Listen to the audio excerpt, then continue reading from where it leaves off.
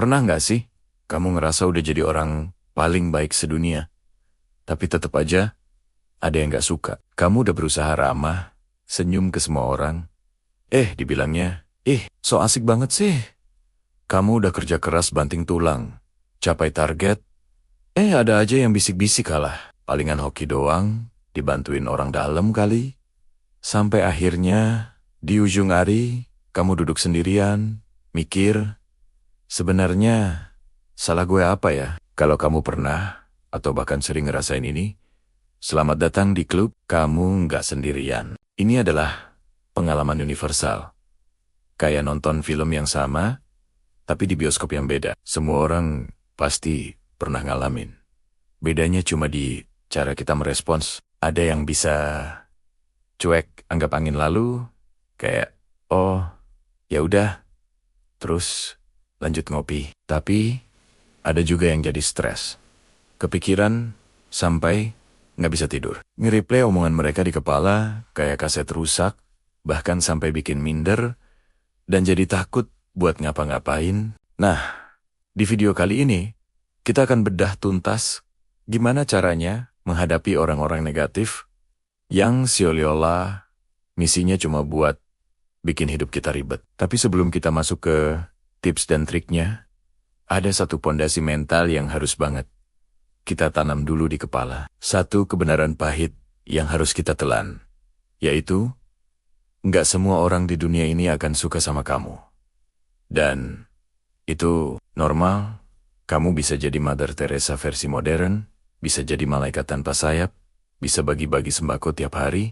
Tetap aja, pasti ada satu atau dua orang yang bilang, paling pencitraan.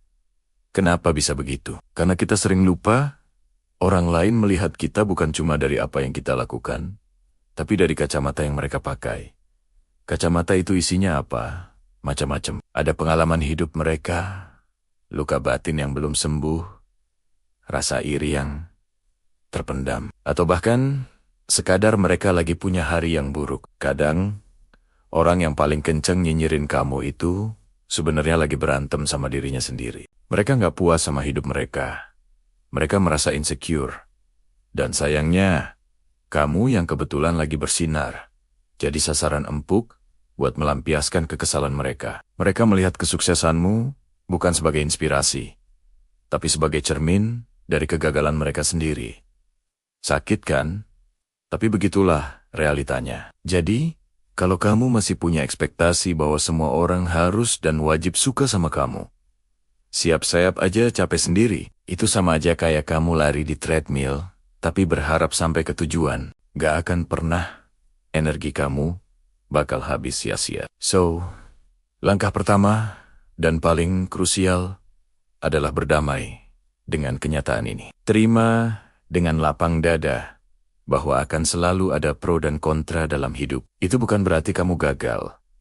Itu cuma berarti kamu manusia yang hidup di antara manusia lain. Oke, sekarang kita masuk ke bagian praktisnya. Gimana caranya biar omongan negatif mereka nggak jadi parasit di pikiran kita? Pertama, belajar jadi filter. Bayangin, telinga kamu punya saringan canggih. Nggak semua omongan orang harus masuk ke hati. Kita harus pintar-pintar memilah mana kritik yang membangun, mana yang cuma sampah emosional. Kritik membangun itu biasanya spesifik, disampaikan dengan niat baik, dan tujuannya biar kita jadi lebih baik. Contohnya, presentasi kamu tadi, datanya kurang lengkap. Mungkin lain kali bisa ditambahin riset dari sumber A dan B. Ini jelas, bisa kita tindak lanjuti. Nah, kalau sampah emosional itu biasanya nggak jelas, menyerang personal, dan tujuannya cuma buat menjatuhkan. Contohnya, dasar cari muka, sok pinter. Nah, yang kayak gini, nggak usah dimasukin ke hati. Langsung aja, buang ke tempat sampah mental kamu. Anggap aja kayak notifikasi spam. Dilihat sekilas, lalu hapus. Jangan diklik, jangan dibales, jangan dipikirin. Kenapa? Karena merespons sampah cuma akan bikin tangan kita ikut kotor. Kedua, bangun benteng pertahanan dari dalam. Apa bentengnya? Self-worth atau rasa berharga diri kamu. Kalau kamu tahu siapa diri kamu tahu nilai-nilai yang kamu pegang. Kamu tahu kelebihan dan kekuranganmu.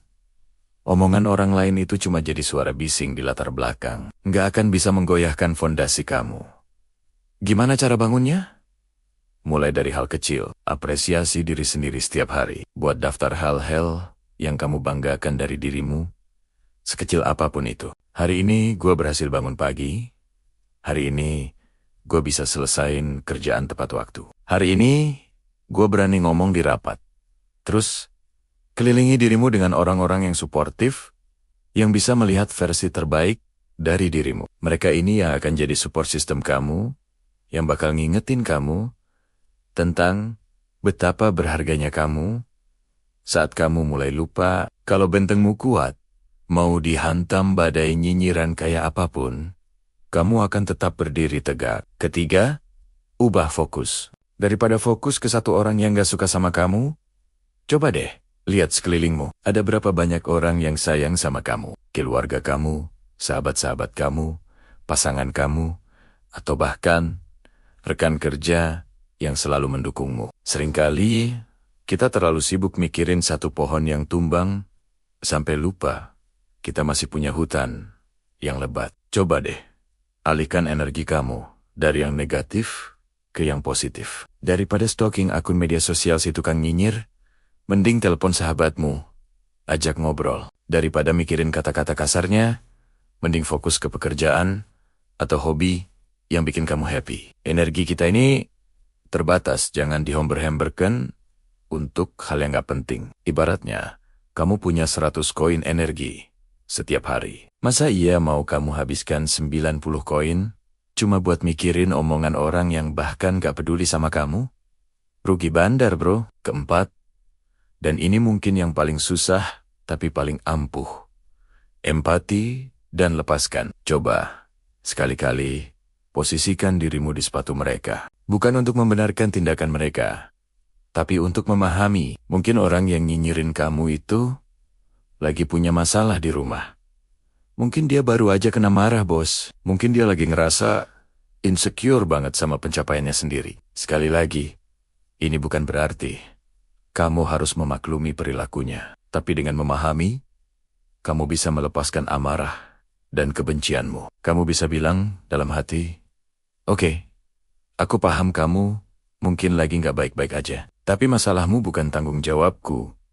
Setelah itu, lepaskan. Maafkan mereka, bukan untuk mereka, tapi untuk ketenangan hatimu sendiri. Membawa dendam itu kayak minum racun, tapi berharap orang lain yang mati. Yang tersiksa, ya diri kita sendiri. Dengan melepaskan, kamu membebaskan dirimu dari beban emosional yang gak perlu. Terakhir, ingatlah bahwa hidup ini panggungmu. Kamu sutradaranya, kamu aktor utamanya.